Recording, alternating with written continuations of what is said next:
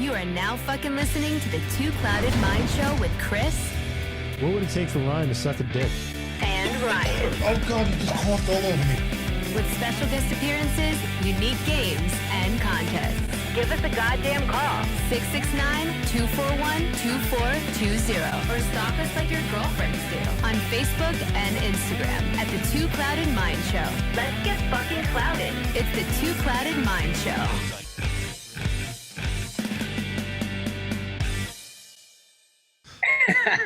Hey, buddy. Hey, buddy. Long time no see. Wow. Yeah, dude. So that sucked. Yeah, that shit happened. I'm so sorry. Really, you know what's wild is we're just talking about like horror stories of like what can go wrong with technology and like all the things that like us as like producers and engineers have to not necessarily worry about, just have to be on the lookout, and it happens when you least expect it. That took all the wind out of my sails. I was so bummed out. I was like ready to cry. Yeah, I'm over here pouting a little bit still. This is one of Chris's first like real big letdowns, and you know, and him doing this, and I totally get it, dude. Honestly, like I kind of feel the same, but like moving forward and staying true to what we talked about a lot. Like I feel like I know you way better than I did in the beginning, and just like, you know, scrolling your social media and trying to get to know you digitally, we had a real conversation, and that's. I feel like we're off to a better start now anyway. Yeah, so just to recap on everything, I mean, you're on tour right now, right? You're hanging out, doing a comedy for Steve-O. We're with Steve-O, right? Yep, I'm on tour. I'm I guess my title would be show producer, show runner, maybe. I'm kind of shadowing Paul Brisky. He's Steve-O's filmer, editor, right-hand man. He's a god when it comes to editing and all that and producing. And he's also one half of a rap group called This Kid Is You. Sick. And he's a great friend of mine. And he's kind of building his own career too. And so he's trying to take a little bit more time off for himself. And hence why I'm here shadowing him, just to see how they do things. Like I know my shit, you know, but I want to make sure I know their shit just as well as I know my shit, you know? So, what I basically am doing is I'm getting the live show set up for when Steve gets off the bus. The show's ready to go, ready to roll. And it's a fucking stressful, it's so easy, but it's the most stressful thing I've probably ever had to do. Because it's live, right? And if anything goes wrong, like everybody, all eyes on you. Dude, if it's a live show and it's a multimedia presentation as well as like stand up. So if one thing isn't plugged in all the way, if the audio doesn't work. For example, we heard you in our headphones the entire time. Yeah. We have like a different aux into our headphones, but it wasn't. We're more so worried about like a loop going through like our ATEM. So taking our computer audio back into the computer, you know, just creating that. So I think that's what I was trying to avoid personally, but I guess, I mean, we don't hear any doubles or echoes or anything right now. I think we're good. Everything sounds great. Yeah. So it's so fucking stressful, dude. Like when we did 2 shows in a row in Wisconsin the other night, and I set up the show. Paul's like, all right, I'm going to let you do this one all by yourself. I'm like, okay, sick. You know, like what could go wrong, you know? And like, I'm not really an audio guy. I'm trying to learn more about audio as I go. So like, I've never really dealt with live performances and live stuff, you know? So this is like a first for me. Yeah. So I was like, all right, I'm gonna let you handle this one, you know? So I get the computer set up. I'm talking to the house, the venue, and be like, all right, this is how the show is. It's super easy. When Steve's on the stage, it's stage wash. When the clip starts, it's stage black. You know, Steve likes his fucking. Do you guys have comms and like people talking in your headsets the whole time, or no? Not during the show. No. Oh my god! Wow. Yeah, and Steve likes his mic as loud as he can get without getting feedback. And I said everything I'm supposed to. I'm reading notes off my phone, everything I'm supposed to do. And then the show starts. And this is a big one too, because it's like it's being filmed and I'm filming it. And then a quarter of the way through the fucking show, it starts getting feedback to the monitors. And I'm just like, my heart starts beating so fucking fast. Yeah. You're like, shit. Yeah. I'm like, fuck, what I do wrong? You know, it's like, it's easy shit, you know, but it's like the caliber, the level that we're at. Yeah. I have emails between clients because I'm known for like within the last like 5 minutes before like start time, I run to the bathroom and take like the biggest nervous shit of my life every time. The nervous shits are like part of my life, bro. Yeah, like there's emails proving that. But now, all right, so going back to like you're in the production side of this for this whole tour. Yeah. You started off with recording your own skate sessions, you know, with your friends, you know, watching Jackass, you know, trying to just create and grab memories of you and your friends skating and, you know, doing a lot of like street shredding and capturing all the best spots. Like I remember in my town specifically, there's a spot, our camera just died, so you could still hear us, right? Yeah, I could still hear you. All right. This is good. This turned into an audio podcast. Bringing it back to the roots. Dude, I'm so embarrassed. I'm so sorry. Dude, it's all good, dude.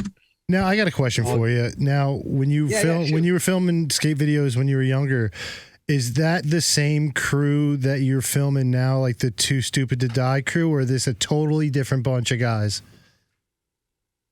Yeah, it's a totally different bunch of guys. You know, those kids back in the days, you know, it's like they, especially when I started getting into the harder drugs and alcohol and shit, they kind of faded away. Okay. Sorry if I touch this like a sore subject. No, it's not. Okay. It's not sore at all. It's you know, it's as much as I wish and dreamed, you know, they would still be a part of this. They of course they loved it. Of course it's like it was fun back in the day, but I don't think they had the same dream and passion of like taking it as far as I wanted it to go.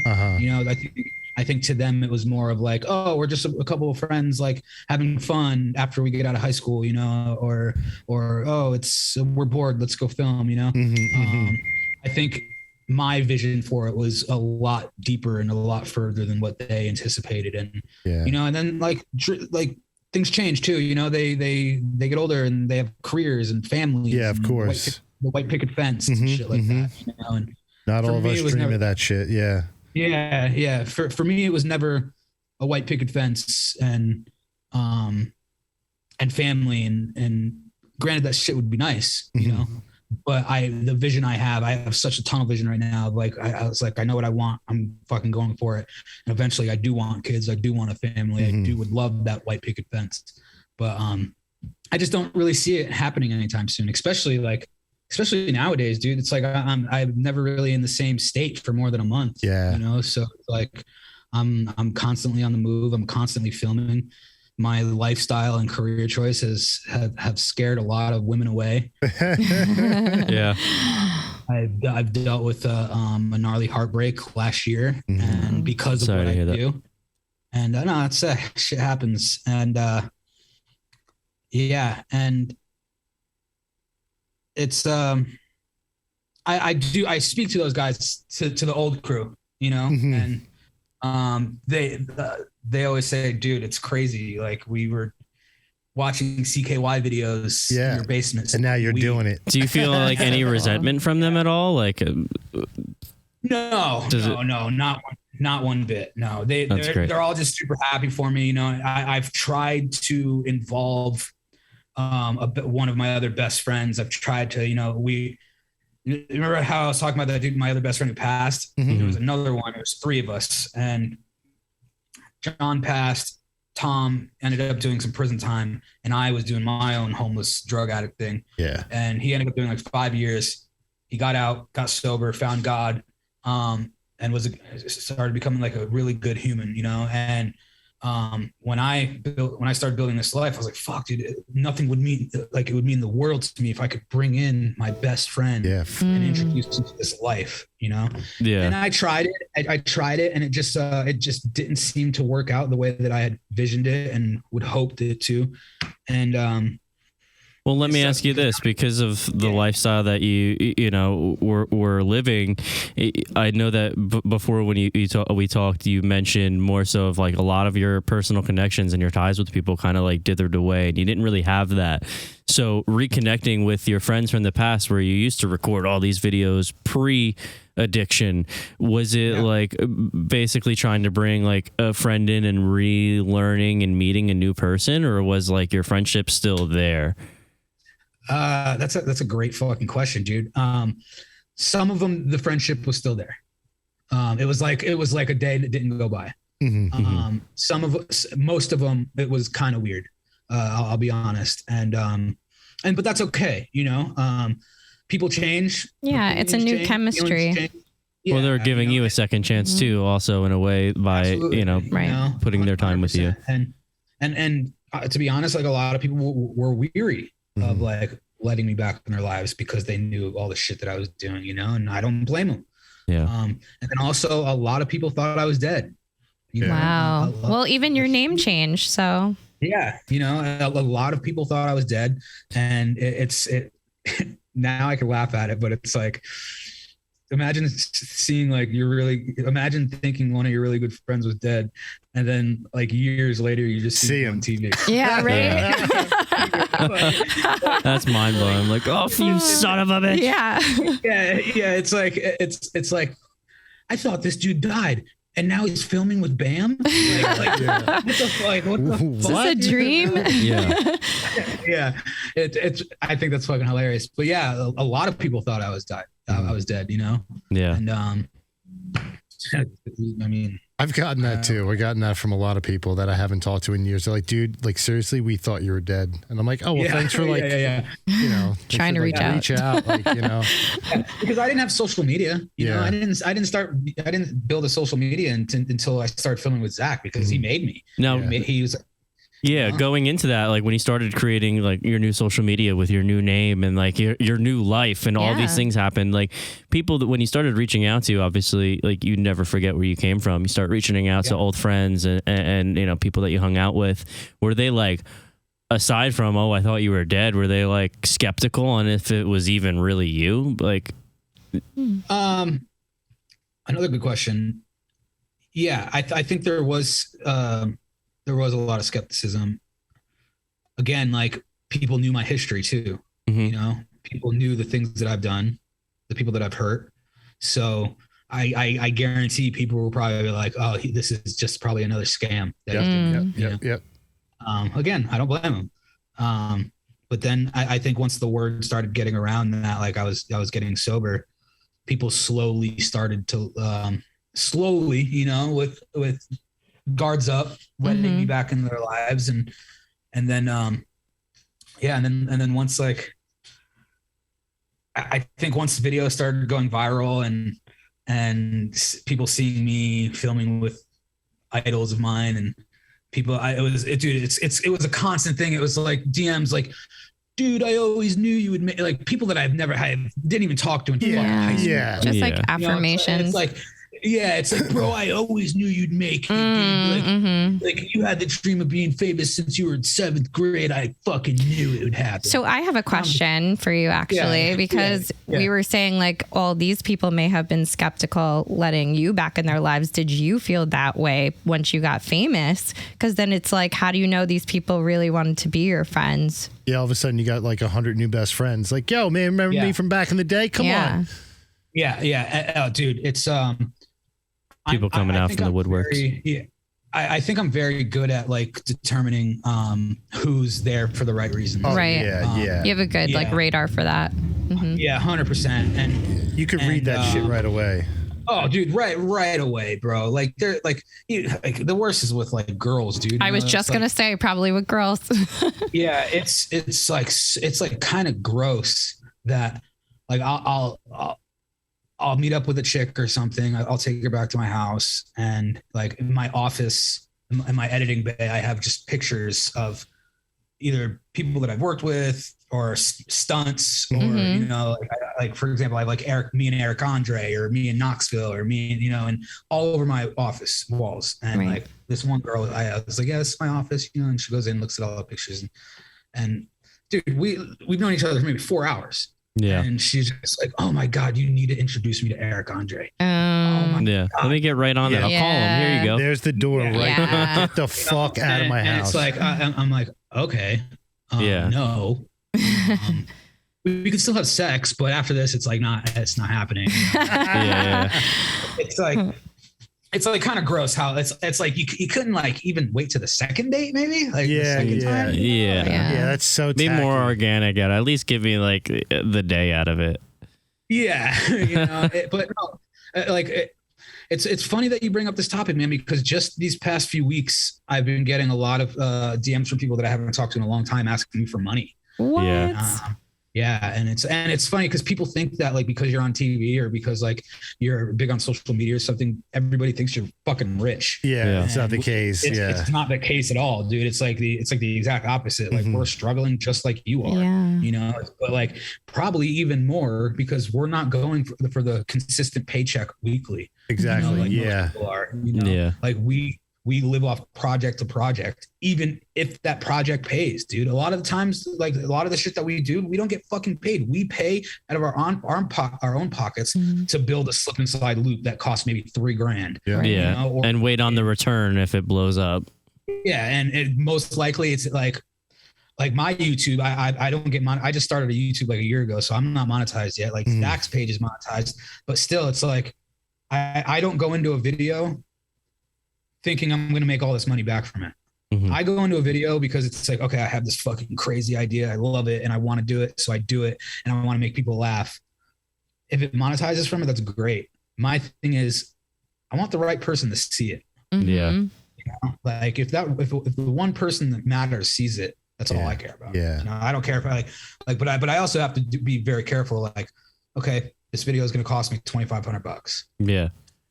Does that make sense right now? Maybe wait a little bit, like. Yeah, but it does make sense because you just spent like way more than that on that new Sony A7 camera, which we're Sony fans ourselves. We use like an A6400. That's what's in our budget. But hey, it does the job for us. But again, like you said, like with the camera and the computer, those are your tools. So you need them. Yeah. You know what I mean? Like that's going to make you money. You know what I mean?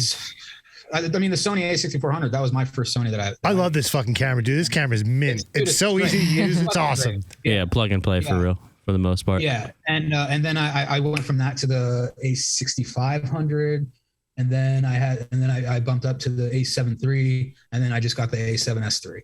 Nice. And then I have 3 Lumix GH5s that we use for the podcast.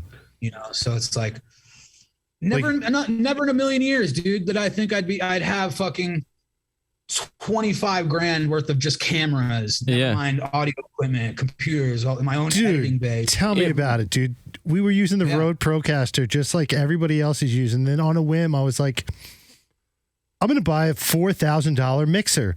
So, and like you said before, hovering over the purchase button, dude, a full day. I was sweating. Then I was just Panic. like, do it. Heart palpitations. Yeah. It was, for me, it was the best thing I ever bought for the show. Just because everything just sounds better. It works better. Yeah. More options. And for us, it all kind of goes to going back to what we were saying before is like, it all like the right person at the right time has to see your stuff. Like you make a connection, whether it's like a personal relationship and down the road, they introduce you to the right person. Like it's all stepping stones and ladders. Like for example, you growing up, creating all these videos gave you the skill to be able to produce a video for like the right person at the right time and has brought you to where you are today. And just that feat in itself, like, coming from a situation where I feel like a lot of us like grew up in that kind of era that drifted towards skateboarding. I mean, if you look at it, you're affiliated with a franchise, in my opinion, of badass videos, and a lot of them come from some sort of addiction and recovery. I mean, look at all these amazing things that people have recovered from, and they're famous doing the things that they love. Not even just the fame, but the fact that they look healthier than half the people that I see out every day in my normal lifetime. Like, you know what I mean? And the coolest part about it is they make sober look cool. Yeah. Fuck yeah. Hell yeah. And at a time right now, that shit needs to be out more, like sober, like making sober look cool. No, I go ahead. No, I just have a dumb question. Now you're in California. Yeah. Do you subscribe to the whole Cali sober thing? Like, can you not do everything, but do you smoke weed? And like people that do that, do you think that's just a crutch and they just in their mind, they can't do what, you know what I mean? I could only speak for myself, right? Do I agree? Because at the end of the day, sober, dude. You know what I mean? And that even boils down to like Suboxone or methadone. You know, like I take AA pretty seriously, right? And I'm totally for the drugs like Suboxone and methadone to help wean yourself off, you know, if it's done correctly, right? Because for me, I used methadone for 2 years, right? But it was just a way for me not to be dope sick. I was still fucking getting loaded. You know what I mean? Like, and for a perfect example, my mom's an ex-drug addict. She was a heroin addict just like me. She was on methadone for 25 fucking years. Wow. You know? And I'm totally for it. Like if it stops you from like putting a needle in your arm and it stops you from losing jobs and losing relationships, that's great. But there becomes a point where you need to do it correctly and wean yourself off that. Granted, everybody has opinions. Like I have my own opinion, but like that Cali sober, like, look, dude, if you could fucking smoke weed and not pick up a drink or not pick up a drink or a drug for the rest of your life, dude, my fucking hat's off to you. You know what I mean? Like, touche. I fucking wish I could do that. Yeah. Maybe I could. Maybe I fucking, like, alcohol was never my thing. Weed was never my thing. Maybe I could have a fucking cold Corona on the beach with the bros and not fucking go shoot dope a month later. Maybe I fucking could.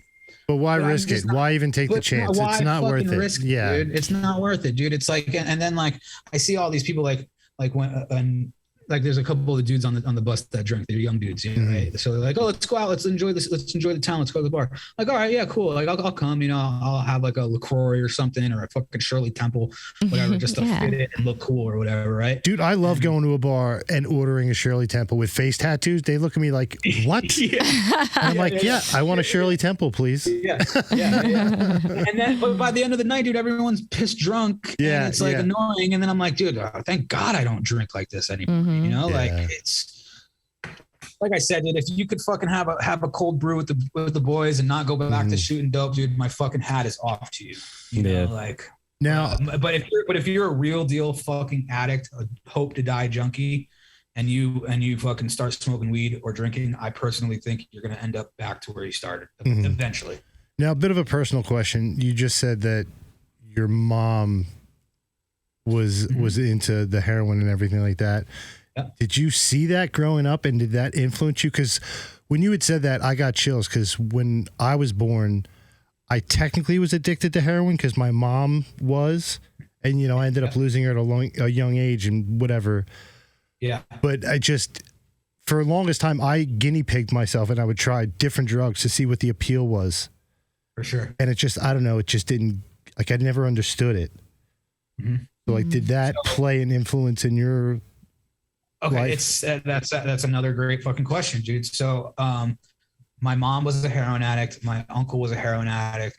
Most of my father's side were alcoholics because they're old school traditional Italians drinking wine, you know? Yeah. So yeah, I was surrounded by it, whether it's alcoholism or addiction, I was surrounded by it. But I saw what it did.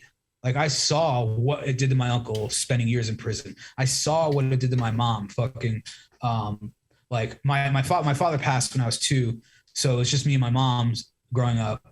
I saw what it did to her. So I remember like I saw her, like when she would pick me up from school when I was like 10, she'd be nodding off at the wheel on the way home, you know, and I'd be in the passenger seat crying. Right. Yeah. So I saw what it did. And I made a promise to myself that I was never going in that direction. I fucking wanted nothing to do with it. And then, you know, it's like every other teenager, dude, you start smoking a little weed. And like, I had the best relationship with my mom. Right. And by that time, by the time I was 15, my mom had stopped shooting dope, but she was on methadone. Right. Because that story, how I said that she was nodding off at the wheel. She picked me up from school, nodded off at the wheel. I started crying and I said, hey, you're going to, if you don't stop getting high, you're going to lose me. And you're not going to have anybody left. Dad's dead. Sister ran away. You're going to be alone for the rest of your life. So and I said this at 10 years old. I was just going to say that at 10 years old. Like, that's insane. Yeah. And the next day she got on the methadone program and never picked up a needle. That's amazing. Yeah. Right? Go mom. That's fucking awesome. Yeah. So me and my mom are best friends, have always been best friends. And when I smoked weed, I told my mom everything, you know, like we were homies. So when I smoked weed and I didn't tell her, I felt like some sort of guilt. I was like, oh, am I doing something wrong? I need to tell my mom. Right. Yeah. So I tell my mom, like, Mom, I tried smoking weed and I really like it. And my mom goes, hey, there's nothing wrong with that. As long as you don't put anything in your arm or up your nose, you're fine. And what I do is I manipulate things and I take things to the extreme. Right. So I take it and I run with it. And that's, you know, and then the next thing I know, I'm smoking with my mom. Next thing you know, my mom's buying me a scale, a couple of ounces and baggies. And she's like, hey, weed's getting expensive. Like if you want to keep smoking the way you do, bag it up in grams. Yeah. Mm-hmm. You know, like, and that's insane, dude. I feel like that's the kind of relationship I would have had with my mom. Like seriously. Yeah, you know, we would have definitely been homies. My mom was my biggest enabler. Yeah. She was 100% my biggest enabler. Wow. Because I think she felt bad that we grew up poor and I lost my father and my sister wasn't around. So I feel like she didn't know any other way and she wanted to like make up for those things that were supposed to be in my life. Did she ever blame herself for like when you were homeless on the streets and like trying to go through rehab? Herself? Yeah. She's never admitted that to me, but I think so. Yeah, I think there's some sort of guilt on her side of the street, but you know, like, and before I did my steps, dude, step 4, you know, the resentments list, you know, like I had a lot of resentment towards her because I'm like, fuck, if it wasn't for her, you know, I'd probably be, if we had a good upbringing, we had money, you know, like if she wasn't an addict, I had huge resentments towards her. But then I started to realize like the way that she was brought up, you know, like she was molested by her father at a young age, you know, and my grandmother, her mother, didn't do anything about it. And she knew about it just because she didn't want to tarnish the family name, you know? So like, I don't blame my mom for making the decisions that she made as a young person, as a young kid, you know? So I swear we came from the same family. Yeah. It's fucking tripping me out, dude. Yeah. It's weird to even just think about it like that. Like for me in general, it's almost like listening to your story, you in a way saved your mom, like at 10 years old, saying like, hey, listen, like either step up or lose me. And then like that was her way to connect with you, realizing it, like from my point of view that like, hey, you are what she has. So growing up and then opening up and saying, hey, listen, Mom, I smoke weed, I really like it, gave her like kind of almost like you were enabling. No, I'm not pointing blame. And I'm sorry if this comes out wrong, but like almost like you were enabling her to reverse back into her old ways. So like, can she really be like to blame for, you know, what happened with you by allowing it, or like, you know what I mean? Like, who's to blame? Everybody's human in my eyes, and like that's kind of like the message that it goes across. Of course. And what's really cool to me was it's been standing out since you've said it, was like everything that you're doing now is just proof in the pudding that you could go through all this, you could be human, you can make errors, you can have a hard upcoming and still be at that percentage of where you want to be at. And at the very least, dude, you make sober look cool. Yeah, totally. Thanks, yeah, you're a huge inspiration. That's awesome. Dude. It probably gets old hearing it, but like I mean that. You're a huge inspiration, really. No, dude, I love hearing it because like I said earlier, like it's easy to forget. You know, and like I love being able to tell my story. I fucking love it. You know, I made the decision that I want to write a book. I was just gonna ask you. I was just gonna literally ask you. Have you thought about it? It's awesome. Yeah, it's been in my mind for the last year, maybe even longer of the idea. But I wanted to wait till my career got a little bigger. Where people would be like, "Oh, that's Skinny Vinny. That's his book. Let's get it." But is it out yet, or in the process of being made? I'm just putting a team together. Cool. So, yeah, but our merch guy, I was telling him the idea, and he's like, "Why wait?"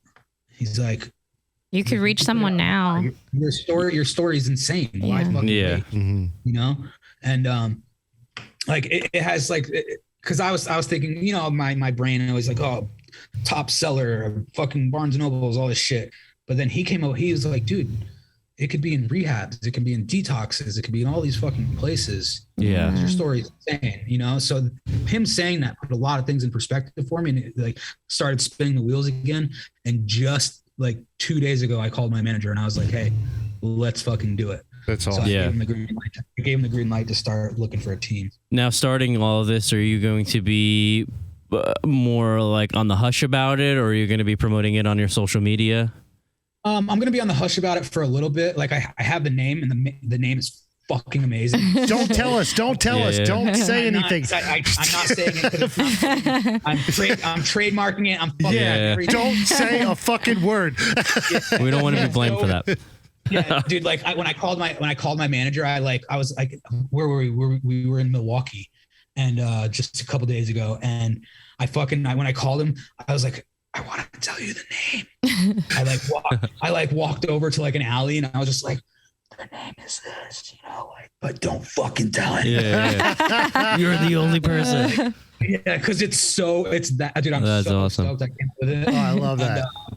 I'm excited to follow up with that. And I mean, I'm not a big reader, and I think I've said I would read a bunch of books in my past, and I haven't. But on top of like self-improvement and like self-care and mental health and all that, I think that's a hobby that I would like to pick up, is to like read a little bit more. I'm interested in following you on that journey. We're kind of running low on time now, and I want to extend like our gratitude for dealing with all our technical difficulties. It just shows you're a real motherfucker. I actually are awesome. Real quick, not to cut you off. Because I've been a creep on your socials for a while. Are you still sparring? Do you still box? Every once in a while. I've only been doing it for a couple months, and I would love to spar you.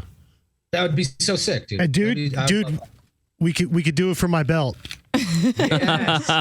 Yes. Sweet. That's sick. Yeah. I love it. Because you know, I was in this whole dude. I'm down 120 pounds. You know, and then fucking hey, Absolutely. you sexy son of a bitch. Because I gained a shit ton of weight when I got sober. Yeah. So and then I started making my own content, and I was like, ugh. I like seeing myself on camera. I'm just like, oh god. Yeah. It makes great content in your body. Yeah. Ryan is flirting with you. A little bit. Don't fucking ruin my style, bro. Yeah. So I went crazy on this crazy fucking health thing. I did keto for about a year and crazy in the gym. And then I wanted something new, you know? So that's when I started doing sparring. Yeah. It's so fun. It really is so much fun. Yeah. Yeah. And dude, it's a fucking workout too. Hell yeah. Yeah. Yeah. Absolutely. Yeah. So just I know we've said it before again, one more time for our fans. They can follow you on Instagram. What are your socials? We want to stay up to date on the book and the comedy, the TV show, everything that you've got going on. Where can we find you? So you can find me on Instagram at Skinny Vinny. You could watch our podcast, What the Fudge. It's a comedy podcast with me and Zach Ass from the new movie Jackass Forever and Jackass 4.5. It's a comedy podcast where we just shoot this shit and talk shit to one another. And sometimes we have some really cool guests on. Zach has been doing stand-up. I'm going to start doing stand-up very soon. You can catch our new show, Your Pranks, Our Show, on the Fail Army channel. And you can find that channel on Pluto TV, Roku, Tubi, Samsung TV, and a bunch of other shit. And it's also on demand on the Fail Army app. So what you're saying is there's like no reason not to watch. Not to watch it, dude. The fucking first episode is out. And that's Fridays, 10 p.m. Eastern time. We have a lot of really cool guests coming up on the podcast. We have some new sketch comedy skits coming out. Hopefully some new stunts. We have ideas, but we're still on the drawing board for those. And yeah, dude, at Skinny Vinny. Fuck yeah. Sick. Thank you so much for coming on the show. I volunteer as tribute. If you ever need anybody to do a stunt, I'll fly out for free. It doesn't matter. I volunteer. I second that. Let's stay in touch, dude. If I'm out east sometime, you know, let's link. Oh, yeah. Fuck yeah. Absolutely. Dude, thank you so much. Yeah, dude. Hell yeah. See you, dude. Later, Take guys. care. Connect with the Two Clouded Mind Show. Follow them on Instagram and TikTok at @the__clouded_minds_show, at the #2 clouded on Twitter, and the Two Clouded Mind Show on Facebook. Get the Two Clouded Mind Show podcast wherever you get your podcasts. And of course, subscribe to their YouTube channel and hit that notification bell.